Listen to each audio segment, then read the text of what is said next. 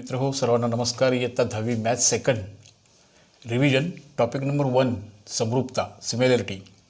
त्याचं आपण रिव्हिजन घेतो आहे की सध्या जी मुलं 10वीत शिकत आहेत त्यांना तो परत एकदा, आणि ज्या मुलांना CET द्यायची आहे त्यांच्या मुलांच्यासाठी जे ऑब्जेक्टिव्ह प्रश्न असणार आहेत ते कशा प्रकारचे असू शकतात याच्या संदर्भात आपण थोडीशी उलजळणी करून घेणार आहोत.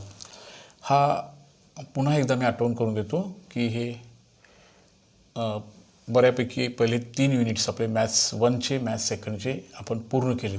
सगळे सराव संचमधली सर्व उदाहरणं आपण सॉल्व केलेली आहोत.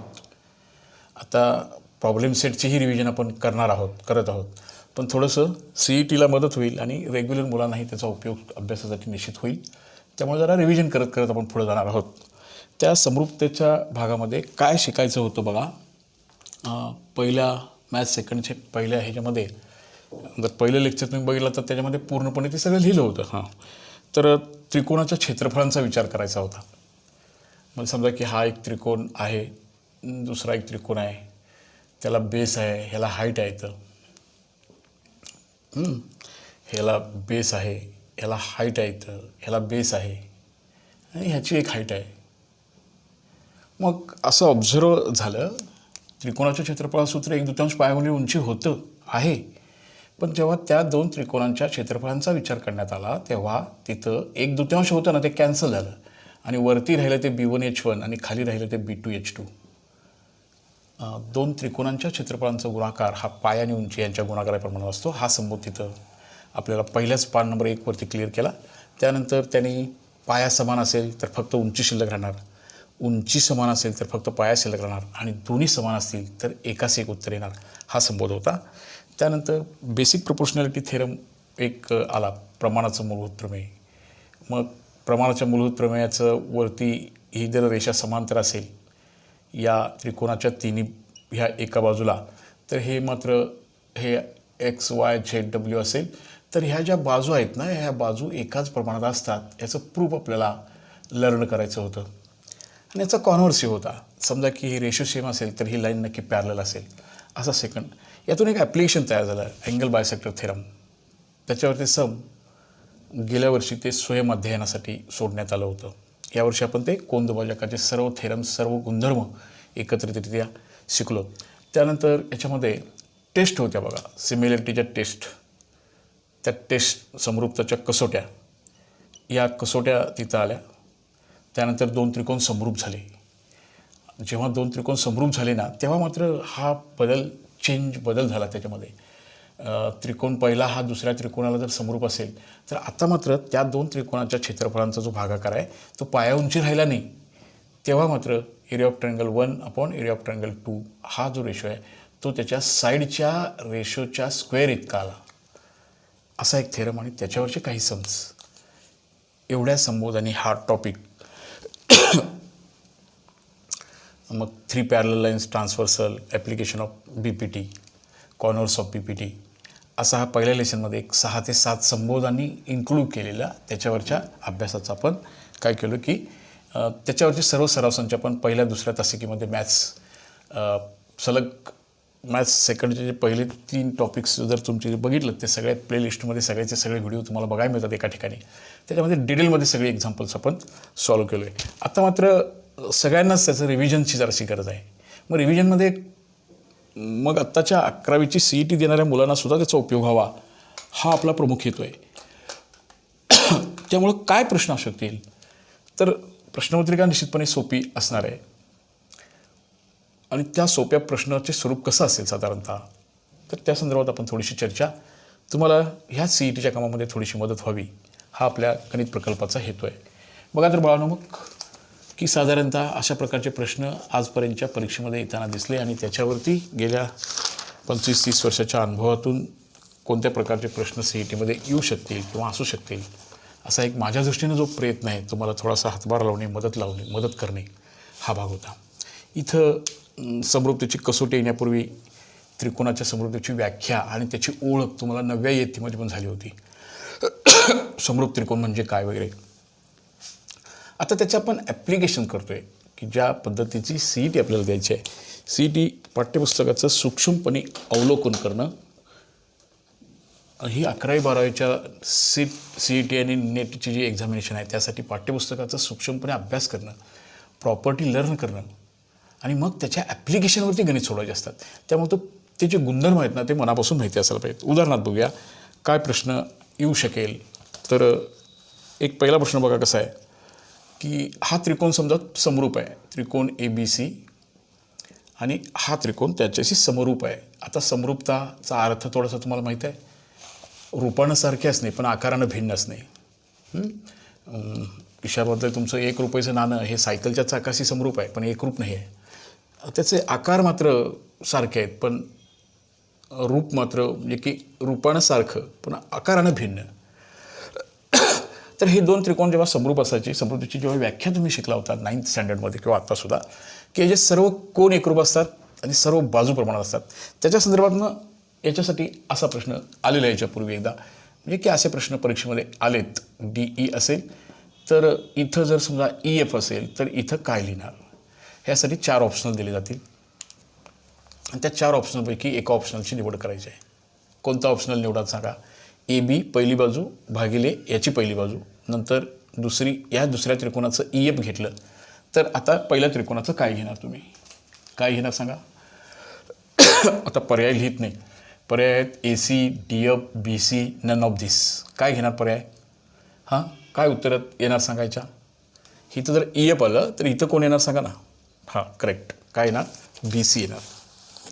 अशा प्रकारचा सोप्या प्रश्न असावेत अशी अपेक्षा आहे.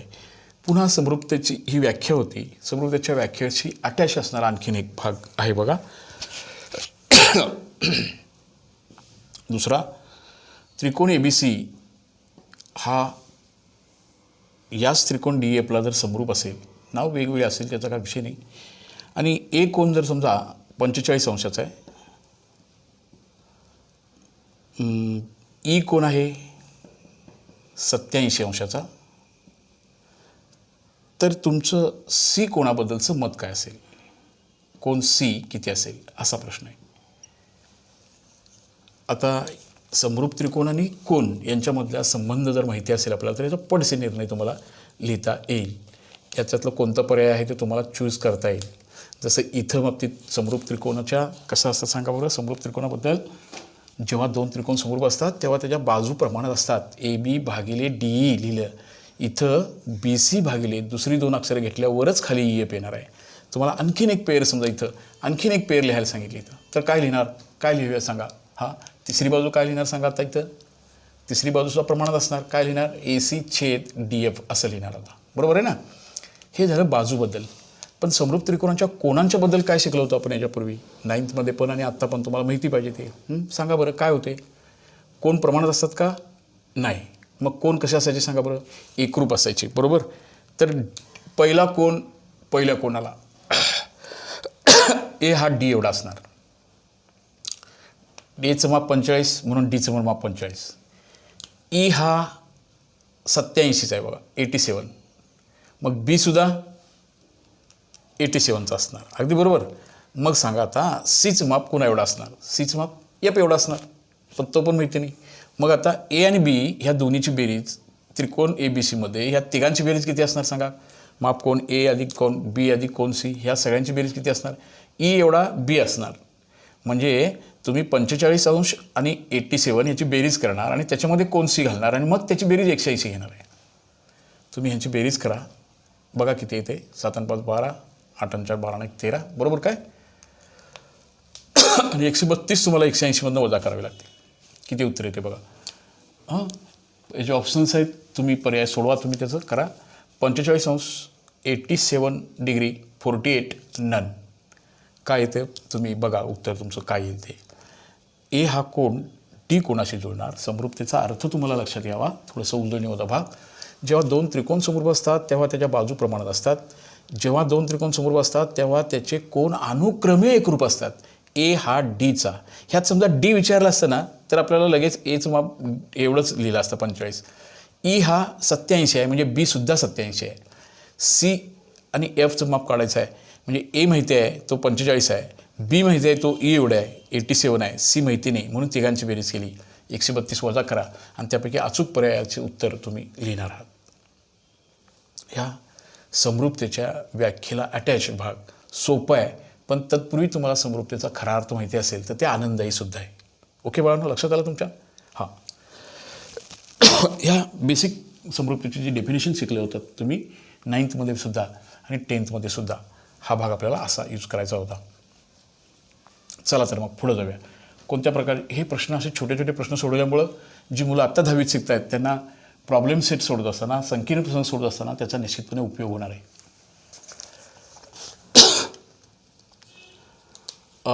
इथं अजून एक असा भाग दिला आहे बघा. असा प्रश्नही परीक्षेमध्ये बऱ्याच वेळेला यायचा. असे इथं आता किती त्रिकोण दिसेल तुम्हाला? 1. असं काढलं. आता किती त्रिकोण दिसले? 2 की 3? 3. त्याचं वैशिष्ट्य बघा कसं आहे. आता हे जे सगळं आहे ना, हे सगळं 12 आहे. हा आहे ABD, इथं आहे C, ह्याची लांबी आहे 8. आणि मग तुम्हाला सांगितले की काय काढायला सांगितले बघा. इथं असणाऱ्या 2 त्रिकोणांचा क्षेत्रफळांचं रेशो काढायला सांगितले. कुठले 2 त्रिकोणाचा रेशो काढायला सांगितलं आहे बघा. तर मग area of triangle ABD upon area of triangle ADC, ह्याचा रेशो किती येईल? ह्याचे काही पर्याय पण त्याने दिलेत. 1:2, 2:1, त्याच्यानंतर 2:3, असे काहीतरी ऑप्शनल पण त्यांनी दिले. 3:2 असं दिलेलं आहे. ह्यापैकी अचूक पर्याय निवडा असं काम सांगितलं होतं. CETची परीक्षा देणं किंवा ऑब्जेक्टिव्ह प्रश्नाची तयारी देणं हे अंदाजपंचे नाही चालत. त्या प्रॉपर्टीमधल्या गुणधर्माला नीटपणे समज देणाऱ्या मुलाला त्याचं अचूकपणे उत्तर काढता येत असतं. इथं जो ABD नावाचा त्रिकोण तुम्हाला दिसतोय, तुमचं ऑब्झर्वेशन असं पाहिजे फक्त तुम्ही टीचरांच्या समोर नाही आहेत हा, आणि ADC नावाचा हा जो त्रिकोण तुम्हाला दिसतोय, ह्या 2 त्रिकोणाचं वैशिष्ट्य अगोदर नीट बघा. हे बघा काय वैशिष्ट्य दिसतं तुम्हाला. ह्या दोन्ही त्रिकोणाचं वैशिष्ट्य असं आहे की दोन्ही त्रिकोणाची उंची इथंच येणार बघा. बरोबर आहे ना?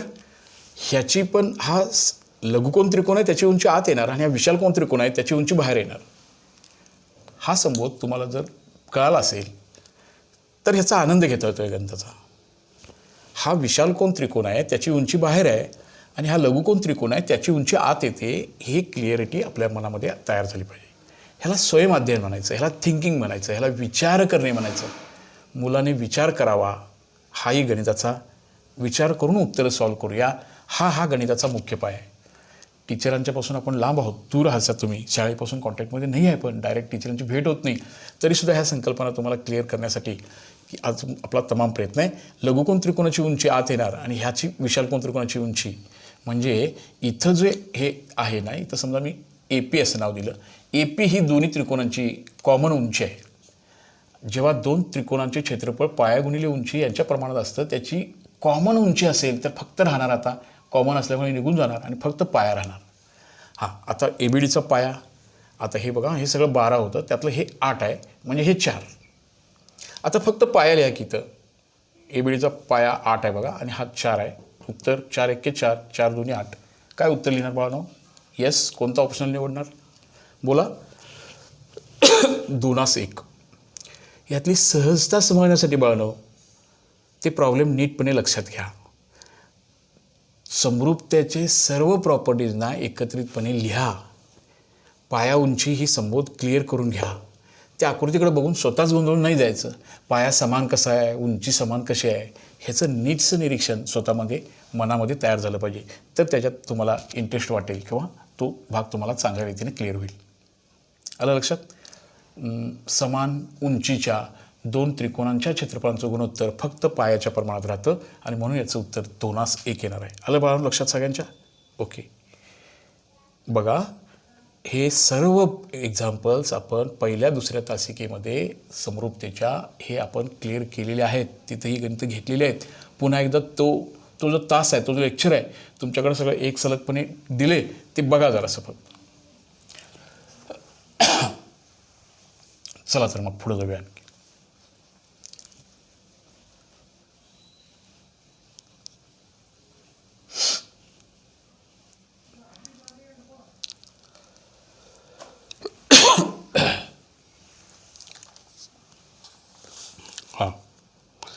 पुन्हा असा प्रश्न विचारला बघा इथं, म्हणजे असे सोपे प्रश्न तुम्हाला सोपे कधी गुणधर्म माहीत असणाऱ्यांना सोपे, अवघड कोणाला ज्यानं गुणधर्म लर्न केलं नाही, प्रॉपर्टी लर्न केलं नाही, ते समृद्ध धड्यामध्ये कोणत्या गुणधर्म असल्याशिवाय मला ते पान मी उघडू शकणार नाही, त्यांना मात्र ते निश्चितपणे त्रास देतं.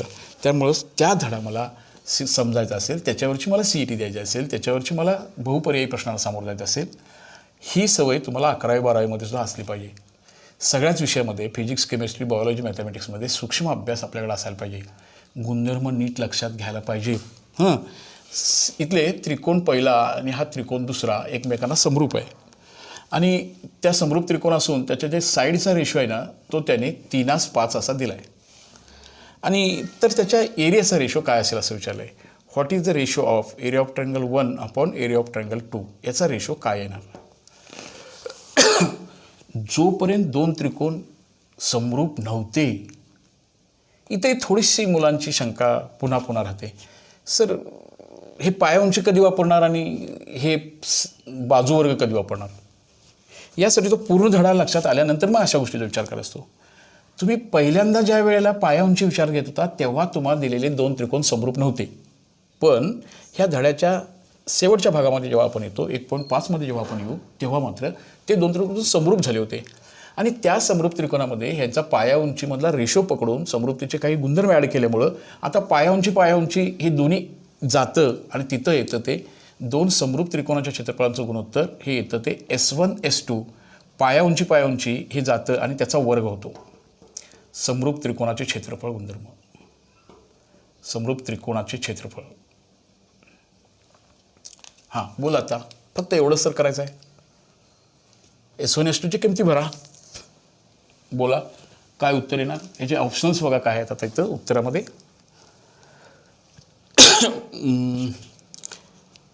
25/9 नाही, 9/25 येस, 16/25 नो, नन ऑफ दिस. कुठलं उत्तर घेणार सांगा, काय उत्तर येणार. ह्याचा फक्त तुम्ही वर्ग करणार आहात. S1 S2च्या किमती भरणार तिथं आणि याचा वर्ग करणार आहात. काय किंमत भरणार, 3/5चा वर्ग करूया. काय उत्तर येणार बाळांनो, बोला.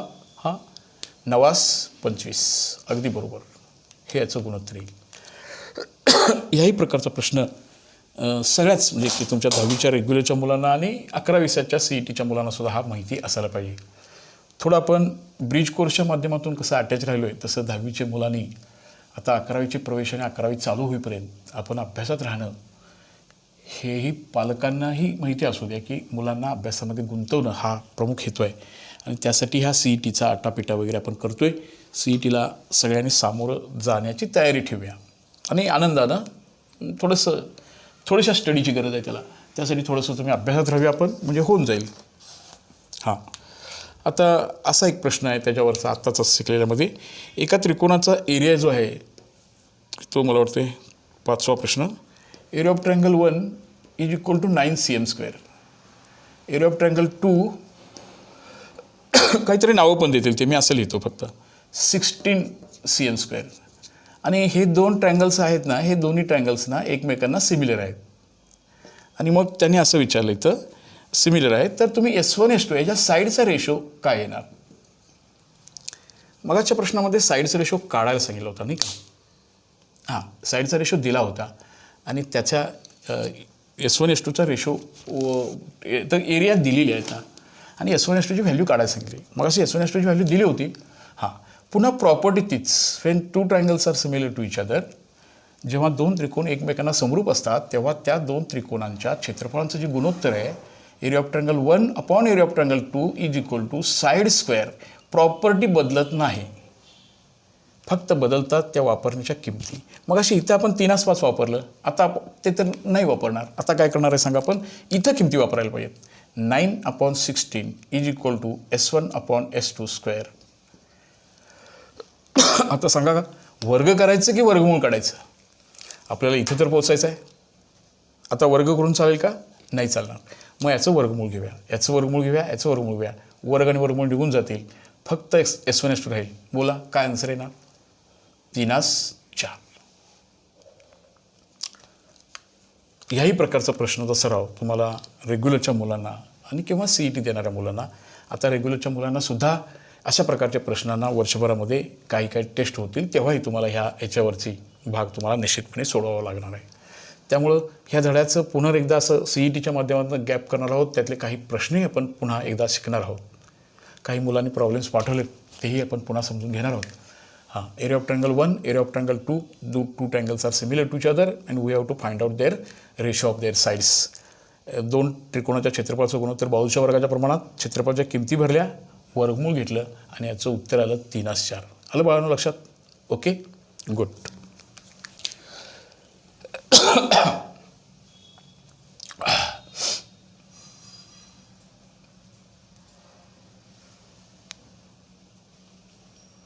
चला पुढचा प्रश्नाकडे जाऊया.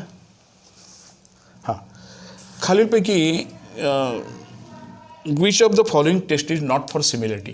सिमिलरिटीच्या जर कसोट्या तुम्ही बघितला असलात तर खालीलपैकी कोणती कसोटी ही सिमिलरिटीमध्ये येत नाही. एकरूपतेमध्ये आली पण समरूपतेमध्ये आली नाही. ही ए टेस्ट आहे पहिली, आहे का नाही सांगा समरूपतेची. ए टेस्ट किंवा दुसरी टेस्ट आहे SAS टेस्ट आहे सिमिलरिटीची. तिसरी टेस्ट आहे SAA आणि चौथी टेस्ट आहे SSS. समरूपतेच्या बाबतीमध्ये ह्यातली एक कसोटी येत नाही. ती कोणती असं ओळखायला सांगितले. फॉलोइंग ही ए को किंवा को आली. जेव्हा एका त्रिकोणाचे 2 कोन, दुसऱ्या त्रिकोणाच्या 3 कोन, दुसऱ्या त्रिकोणाच्या 3 कोन असेल, किंवा पहिल्या त्रिकोणाचे 2 कोन जर दुसऱ्या त्रिकोणाच्या दोन्ही कोणाशी एकरूप आले तर आपोआपच येतात. ही टेस्ट आहे. पहिल्या त्रिकोणाच्या 2 बाजू आणि त्यांच्यामधला कोन हा दुसऱ्या त्रिकोणाच्या 2 बाजू आणि त्यांच्यामधला कोन, हे बघा ही सुद्धा आली. पहिल्या त्रिकोणाच्या 3 बाजू दुसऱ्या त्रिकोणाच्या 3 बाजूशी प्रमाणात असतील तर SSS टेस्ट होती. ही टेस्ट मात्र सिमिलरिटीला येत नाही. असं तुम्हाला ह्यातला ही टेस्ट म्हणून ह्या 3 टेस्ट समरूपतेमध्ये आहेत, पण ही समरूपतेची टेस्टमध्ये बसली नाही किंवा ते ॲप्लिकेशन आपण केलं नाही. त्या टेस्टमध्ये ह्या टेस्ट 9वीमध्ये पण आहेत, 10वीच्याही पुस्तकामध्ये आहेत. जरासं एकदा बघा. CETला सामोरं जायचं आहे तर जरा पुस्तक उघडलं पाहिजे, काही भाग डोळ्यासमोर गेला पाहिजे, तर आपण CET हॅपीली, आनंदानं, उत्साहानं ह्या बहुपर्यायी प्रश्नाला आपण सहजतेने सामोरे जाऊ शकू.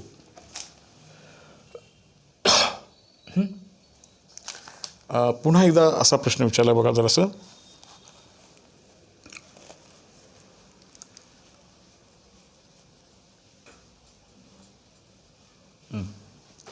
इथं अशी किंमत आहे, याचं किंमत काय येईल असाही प्रश्न, एकदम सोपा प्रश्न परीक्षेमध्ये भरपूर वेळेला हे गणित बोर्ड परीक्षेमध्ये सुद्धा आले. पर्यायी उत्तरे त्यामध्ये बहुपर्यायीमध्ये असं आहे. ABC आहे, इथं XY आहे आणि इथं 2 3 दिले आणि इथं 3 2 4 असं इथं आणि इथं X दिले आणि Xची व्हॅल्यू काढा म्हटले, काहीतरी पर्याय दिले.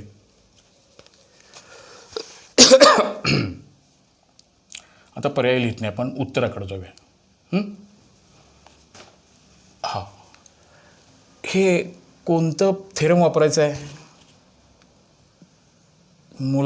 ज्या मुलांना मॅथ्स सेकंड किंवा गणित आवडते ती मुलं कोण, ज्यांनी ती प्रॉपर्टी समजून घेतल्या ती मुलांना गणित आवडते. काय प्रॉपर्टी होती. जर एखादा त्रिकोण असेल त्यामध्ये एखादी रेषा ही रेषा पॅरलल असेल, हे दिलेलं असणार आहे. If L is parallel to the BC, he line parallel असेल तर ते बाजूचे जे 4 तुकडे आहेत ना ते प्रमाणात असतात. म्हणजे काय, 2/4 बरोबर 3/x. 2 4 3 बोला, इथं काय उत्तर आहे ना 6 येतात. तरी कसं गुणाकार करा आणि याचं परफेक्ट उत्तर काढा. 2x बरोबर 3 चौक 12, x बरोबर 12/2, बे 1 बे 12 असं करून x ची किंमत आपल्याला 6 येणार आहे. ह्याच्यावरचा आणखीन काय प्रश्न येऊ शकेल. आणखीन एक प्रश्न असा येऊ शकेल. समजा असा प्रश्न येऊ शकेल. समजा हे 3 आहे आणि हे 6 आहे, हे 5 आहे आणि हे 10 आहे. आता असं विचारणार, ही L ही लाईन BCला पॅरलल आहे का. उलट पॅरलल कधी असते. पॅरलल असल्यावर काय खरं असतं, रेशो सारखा असतो. रेशो सारखा असेल तर पॅरलल असणार. आता इथं 3/6चं उत्तर येणार 1/2, 5/10चं उत्तर 1/2 येणार.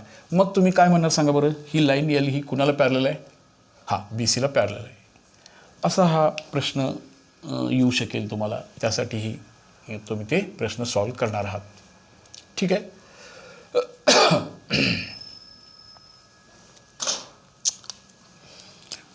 असेही प्रश्न काही परीक्षेमध्ये आलेले दिसत आहेत. त्या सगळ्या प्रश्नांना मी एकत्रित आणण्याचा प्रयत्न केला आहे. तुमची थोडीशी प्रॅक्टिस व्हावी, तुम्हाला तो भाग क्लिअर व्हावा. असं बघा, इथं 6 दिले, इथं 3 दिले, इथं आहे 8, इथं आहे 4 आणि हा कोण 45चा दिला आहे आणि हा कोण 45चा दिला आहे. हे 2 त्रिकोण समरूप आहेत का, होतील का आणि असल्यास कोणत्या कसोटीनुसार. त्या कसोटीपैकी 4पैकी कोणती कसोटी तुम्ही इथं दिसते सांगा. तर 6/3 याचा रेशो येणार आहे. इथं एकरूपता नाही आहे, सिमिलरिटी बघतोय आपण. 6/3चा रेशो येणार आहे 1:2. परत 8/4चा रेशोसुद्धा येणार आहे 2:1. म्हणजे ह्याचं आणि ह्याचं रेशो सारखं आहे, ह्याचं आणि ह्याचं रेशो सारखं आहे बघा. आणि त्यांच्यामधला अँगल कॉन्ग्रंट आहे. इथं कोणत्या टेस्टनं हे 2 ट्रायंगल सिमिलर आहेत बोला. कोणती टेस्ट आहे सांगायचं. हां बोला, कोणती टेस्ट येणार. SAS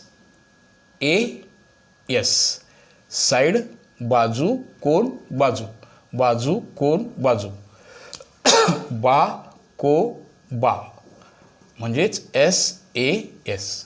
या टेस्टनुसार हे 2 त्रिकोण समरूप येणार आहेत. लक्षात बाळगणं सगळ्यांच्या. अशी इथं ही टेस्ट वापरायची होती. ओके.